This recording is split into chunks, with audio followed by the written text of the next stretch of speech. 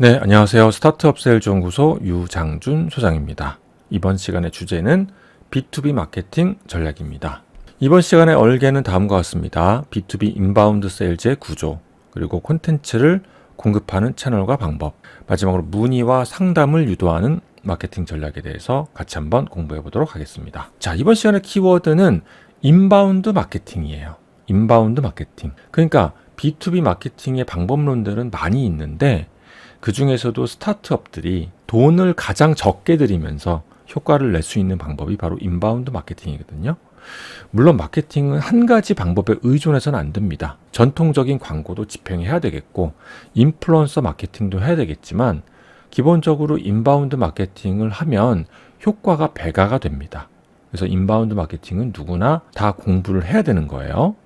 자, 인바운드 마케팅의 원리는 간단합니다.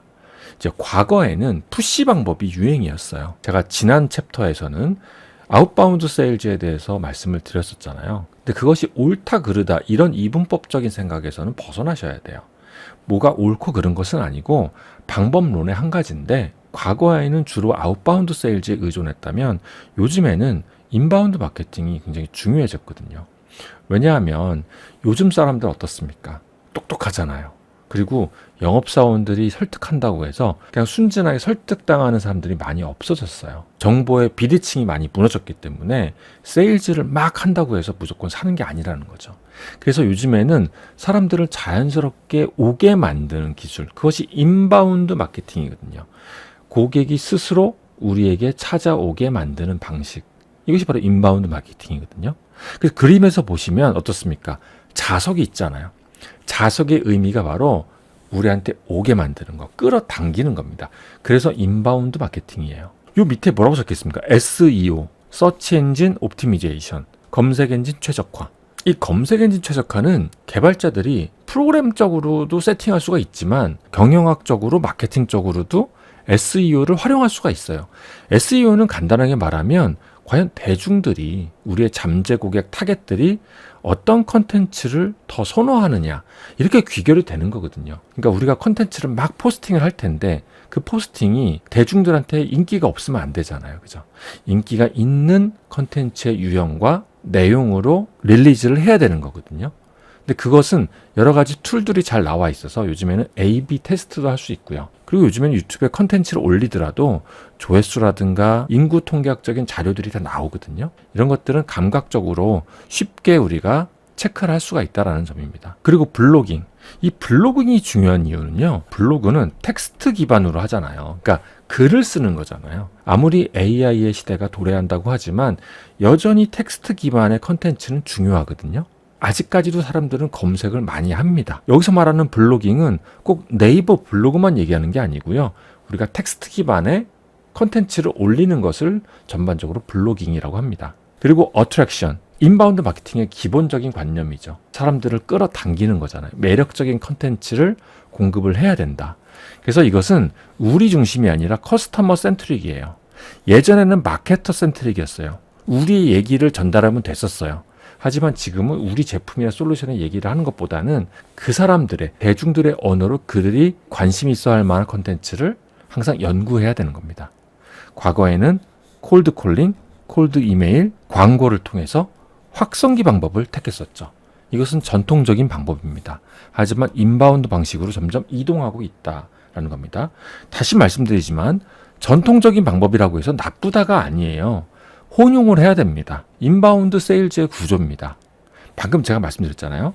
어트랙트, 끌어들이기. 일반인들로 하여금 우리 컨텐츠를 소비하게 만들어야 됩니다. 그러니까 그들의 언어로 그들이 좋아할 만한 재밌거나 감동적이거나 유익한 컨텐츠를 만들어내야 됩니다. 그러기 위해서는 블로그, SNS, 검색 엔진 최적화에 대해서 신경을 써야 되는 겁니다. 그래서 그들이 관심을 보이기 시작합니다. 그러면 우리의 세일즈 깔때기에 들어오게 되는 거죠. 그러면 이 리드를 누가 바통을 이어받는다고 했죠? 세일즈가 이어받는 거잖아요. 세일즈는 어떻게 한다? 전환을 시켜야 됩니다. 그래서 클로징을 해야 됩니다. 그러면 우리의 고객이 되는 거죠.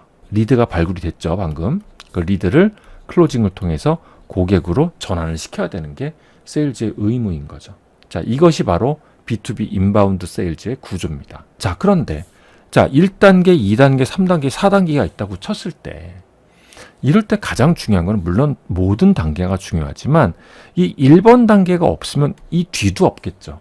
그래서 사실은 일반인들에게 컨텐츠를 공급하는 이 부분, 이 컨텐츠 마케팅이 어쩌면 가장 중요하다고 할 수 있어요. 왜냐하면 이게 없으면 이 뒷단은 아예 없는 거잖아요. 그래서 우리는 무엇이 돼야 된다? 온라인에서 발견되는 초연결자가 되어야 된다는 겁니다. 웹상에서, 온라인상에서 우리가 계속 발견돼야 돼요. 누구로부터? 대중들로부터. 초연결자, 하이퍼 커넥티비티로서 온라인 채널을 섭렵해야 한다. 샤이 고객이 웹에서 우리를 발견하게 만들어야 한다. 온라인 채널에서 우리가 늘 발견돼야 돼요. 채널도 다양해야 되지만 계속해서 반복적으로 컨텐츠를 공급해야 된다는 거예요. 조금씩 베리에이션 하면서. 옛날에 1년 전에 컨텐츠 공급하고 이제 안 한다? 그러면 안 되는 거예요. 그래서 홈페이지가요, 그냥 고정되어 있는 분들이 많아요. 처음에 이제 개발자들한테 의뢰해서 홈페이지를 만들어 놓은 다음에 1년이 지나도록 3년이 지나도록 그대로 있는 그런 회사들도 많거든요. 그러면 더 이상 구글이나 네이버 같은 검색 엔진은 그 홈페이지를 가치 있는 홈페이지로 인식하지 않게 됩니다. 늘 정시성이 있어야 되는 거예요. 그것이 바로 서치 엔진 옵티미제이션, 즉 검색 엔진 최적화에 들어가는 내용입니다. 컨텐츠는 주기적으로 공급해야 되는 거죠. 최소 일주일에 2개에서 3개 이상의 컨텐츠를 발행한다는 마음을 가져야 돼요. 컨텐츠는 정기적으로 만들어야 됩니다. 수시로 A/B 테스팅을 해서 어떤 컨텐츠가 인기가 있고 그렇지 않은가를 계속해서 체크하고 피드백을 주고받아야 되는 거예요. 자, 그러면 과연 우리는 어떤 컨텐츠를 만들어야 되느냐? 아까 제가 말씀드렸잖아요. 우리의 얘기보다는 대중들의 얘기를 다뤄야 된다. 만약에 여러분들이 주방 제품을 만드는 회사라고 칠게요. 지금 덤업, 덤다운이 있죠? 덤다운은 이렇게 하면 안 된다라는 거고요. 덤업은 이렇게 해야 된다라는 얘기예요. 위쪽이 제가 추천드리는 방법이에요. 추천드리지 않는 방법은 이쪽인데요. 어떻게 돼 있죠? 단순하게 우리 제품의 스펙을 소개한다? 친환경 인증을 받았다? 뭐 수출 산업 훈장을 받았다? 이런 것들은 우리의 얘기지만 딱히 대중들이 그렇게 좋아할 내용은 아니거든요. 그렇다면 어떤 내용이 있어야 되느냐? 이런 것들, 요리법. 엉뚱한 거 아니냐고요? 아니죠. 이 주방 제품과 요리법은 당연히 연관이 있는 거죠. 유명 요리사의 인터뷰, 맛집 탐방, 유익한 건강 정보. 얼핏 봤을 때는 우리 제품 얘기가 빠진 거 아니야? 라는 생각이 들겠지만 요리법을 딜리버리 하면서 자연스럽게 우리의 제품이 노출될 수도 있는 거고요. 요리사 인터뷰하면서 자연스럽게 우리 제품 얘기도 할 수 있는 거고요. 약간은 뭐랄까 끼어 팔기 느낌으로 가는 겁니다. 설령 우리 제품 얘기가 안 나오더라도 상관없어요. 만약에 유튜브 채널이라고 했을 때 늘 우리 제품의 얘기만 해서는 안 된다는 얘기죠. 중간에 물론 우리 제품의 얘기도 들어가겠지만 대부분의 컨텐츠는 요리법이라든가 인터뷰라든가 맛집 탐방 또는 음식 이야기, 건강 이야기 이런 것들로 채워야지 일단 구독자도 많아지고 우리 채널로 유입이 될 거 아니에요. 그러다가 틈날 때마다 우리 제품을 중간중간에 이렇게 배치를 하면 아주 훌륭한 유튜브 채널이 되겠죠. 자, 그렇다면은 컨텐츠를 그렇게 많이 공급을 해야 되는데 어떻게 그렇게 많이 공급하냐 했을 때 2개의 키워드를 조합하는 방법이에요. 그러니까 우리의 키워드가 있잖아요. 좀 전에 우리의 키워드는 주방이었죠. 주방, 뭐 음식, 요리 이런 것들이 우리의 키워드잖아요. 거기에 요즘 뜨는 뉴스라든가 검색어를 갖다 붙이면 무한대로 조합이 나온다라는 겁니다. 이런 식으로 하면 시의적절한 컨텐츠를 계속해서 공급할 수가 있다. 지금까지 얘기했던 거는 약간 정적인 컨텐츠잖아요. 그죠? 근데 이제 동적인 컨텐츠도 필요하다. 그랬을 때 이제 우리에게는 세미나 같은 어떤 이벤트가 있습니다. 이 이벤트 방식은 2번의 효과가 있습니다. 첫 번째는 행사를 개설해서 이렇게 행사를 개설하면 사람들이 올 거 아닙니까? 오프라인도 좋고요. 온라인도 좋습니다. 어쨌거나 행사를 열면 사람들이 참가를 하잖아요. 참가했을 때 그 참여한 사람들을 대상으로 준비한 컨텐츠를 전달할 수 있고요. 또 그 장면을 사진을 찍고 행사 장면을 사진을 찍거나 영상에 담아서 다시 한번 유튜브라든가 블로그에 또 올릴 수가 있겠죠. 그래서 2번의 효과가 있는 거예요. 그리고 사람들은 이거는 SEO 그러니까 검색 엔진 최적화 면에서도 굉장히 훌륭한 게 정적인 컨텐츠만 올리는 게 아니라 이벤트를 연 거를 온라인에 올리면 구글이나 네이버 같은 검색 엔진이 훨씬 더 공신력 있는 컨텐츠로 뽑아서 올려드립니다. 방금 말씀드린 대로 이벤트에 온 사람들을 다 수집할 수가 있거든요. 그 사람들의 연락처를 받을 수가 있잖아요. 등록을 받을 때. 그래서 전화번호와 이메일 주소를 자연스럽게 수집할 수가 있다. 그럼 나중에 그 사람들 대상으로 아웃바운드 영업에 또 활용할 수가 있다는 겁니다. 그러니까 어쩌면 제가 방금 전에 2번의 효과가 있다고 그랬잖아요. 아웃바운드 세일즈까지 합치면 3번의 기회가 있는 거니까 이벤트 한 번을 열면 모객할 수 있죠. 그분들을 대상으로 아웃바운드 세일즈를 할 수 있죠. 그리고 그 이벤트를 영상이나 사진으로 담아서 다시 한번 또 바이럴할 수가 있다. 이 3번의 효과가 있는 겁니다. 자, 그래서 여러분들이 이제 앞으로 어디에 어느 채널에 컨텐츠를 올려야 되느냐. 첫 번째, 무조건 모든 컨텐츠는 홈페이지가 기본입니다. 웹은요, 아무리 AI가 도래했지만 지금 다들 AI 시대라고 난리잖아요. 하지만 그럼에도 불구하고 웹은 세월이 흘러도 변치 않는 표준 채널입니다. 그리고 B2B 환경에서는 특히 이 텍스트 기반의 웹을 굉장히 선호합니다. 신뢰하고요. 그래서 홈페이지를 블로그처럼 운영하는 것이 좋습니다. 홈페이지가 뭐라고 했습니까? 한번 만들어 놓고 땡이 아니라 계속해서 업데이트가 되는 블로그 형태의 홈페이지가 좋은 거예요. 컨텐츠가 최신일수록 비즈니스에 도움이 됩니다. 그 두 번째, 블로그가 있습니다. 뭐 네이버 블로그, 카카오 브런치가 있죠. 구축할 필요가 없으니까 지금 바로 시작한다는 장점이 있고요. 또 구독자를 또 관리할 수가 있죠. 그리고 네이버 검색 엔진에서 금방 잡아주는 효과도 있습니다. 자, 그리고 세 번째, 영상이죠. 유튜브. 많은 분들이 유튜브에 대해서 좀 좀 두려워하시죠. 여러 가지 이유가 있습니다. 영상을 찍는다는 생각을 하면 오그라들기도 하고 또 얼굴이 노출될까봐 또 두려움도 있죠. 사실 저도요. 제 유튜브 채널을 보고 컨설팅 의뢰를 많이 하세요. 참 신기한 것 같아요. 그러니까 이 영상이라는 거는 그 회사의 공신력과 신뢰를 많이 높여주는 것 같아요. 근데 제가 그렇다고 해서 막 엄청난 장비를 활용해서 엄청나게 심리스하게 영상을 찍었냐? 그런 거 아닙니다. 저 영상 전문가도 아니고요. 그냥 영상 그냥 카메라 놓고 찍습니다.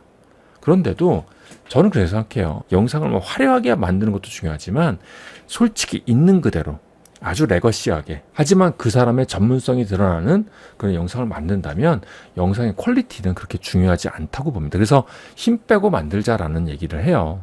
어쩌면 이제 구독자가 한 100명도 안 되는데 막 그 퀄리티를 너무 신경 쓸 필요는 없거든요.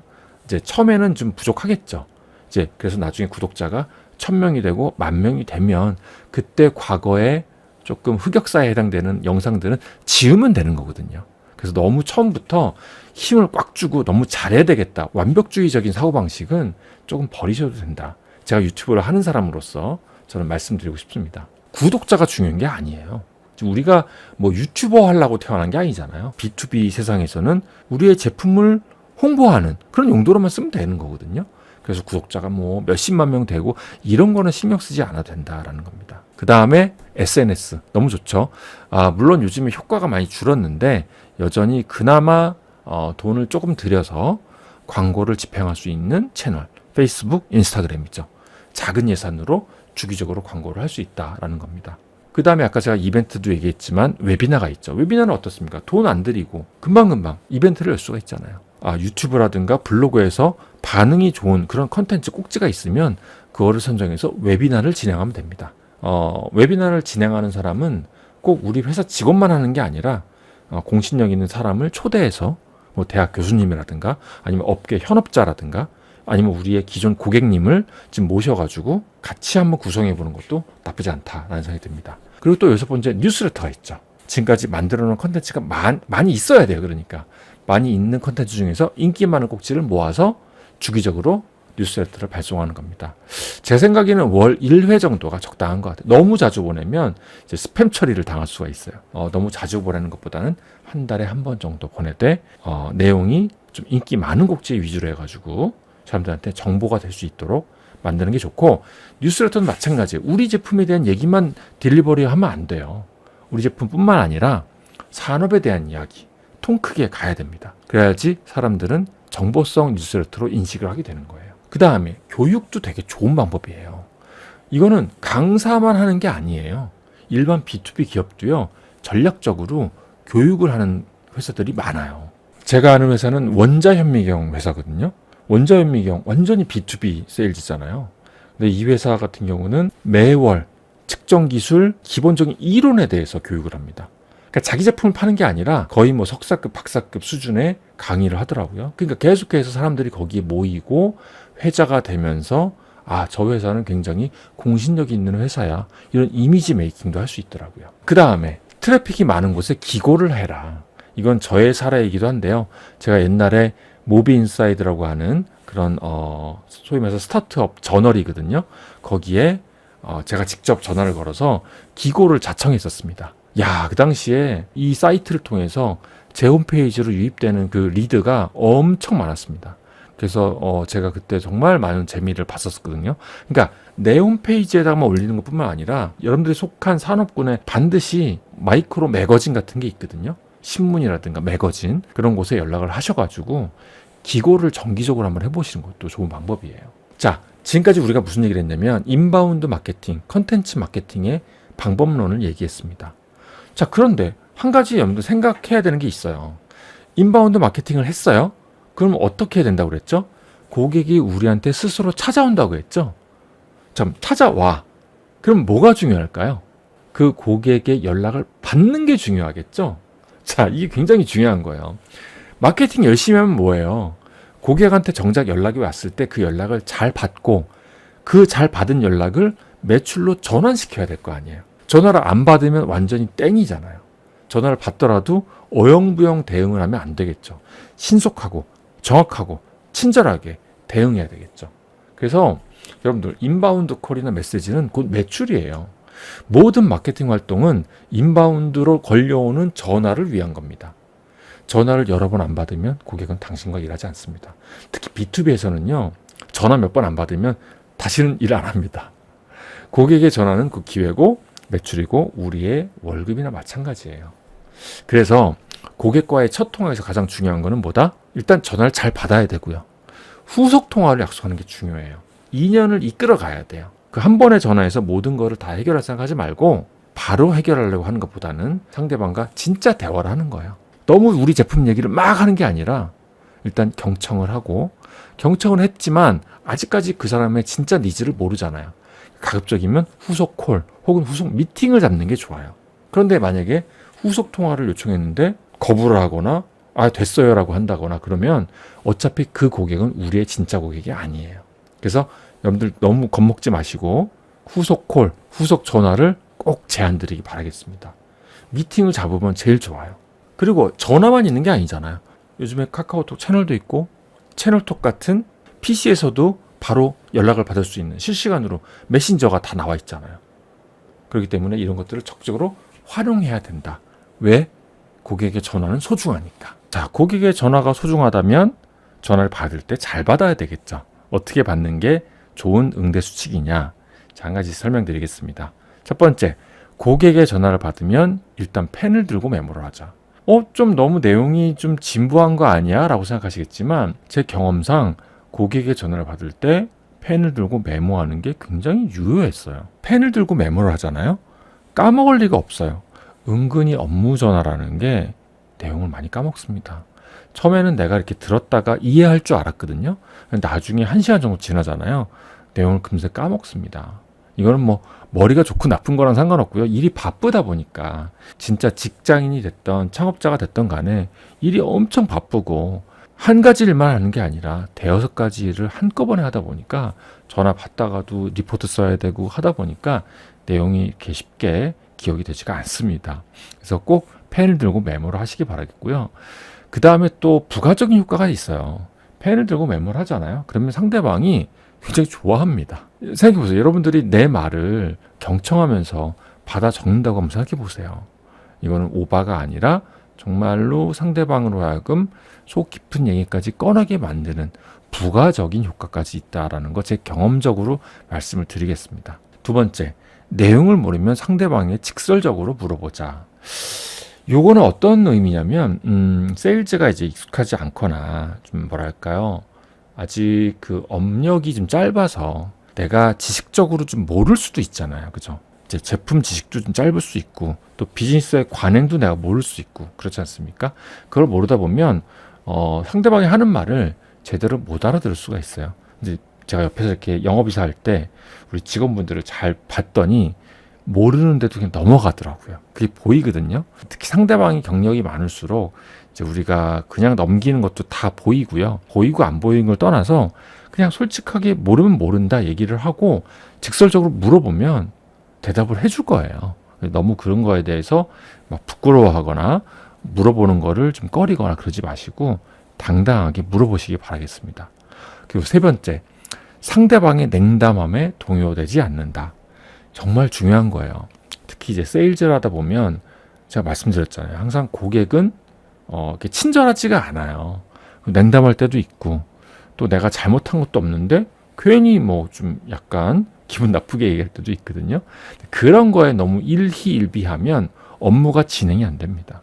나 자신도 너무 좀 이렇게 뭐랄까요? 그런 게 자꾸 이제 기억에 남다 보면은 신경도 쓰이고 일도 재미가 없어지고 그래요. 그 상대방이 냉담한 거는 내 탓이 아니다. 뭐 그럴 수 있다라고 그냥 웃어 넘기면 되는 거예요. 익숙해지면 별거 아니라는 생각이 드실 거예요. 그럼 네 번째, 어텐드 어크날리지 기법을 사용. 이건 뭐냐면은 제가 정말 좋아하는 기술이에요. 별 기술 같지도 않은 기술인데 정말 사용하면 파워풀합니다. 뭐냐면 어텐드, 집중하는 거예요. 이건 아시죠?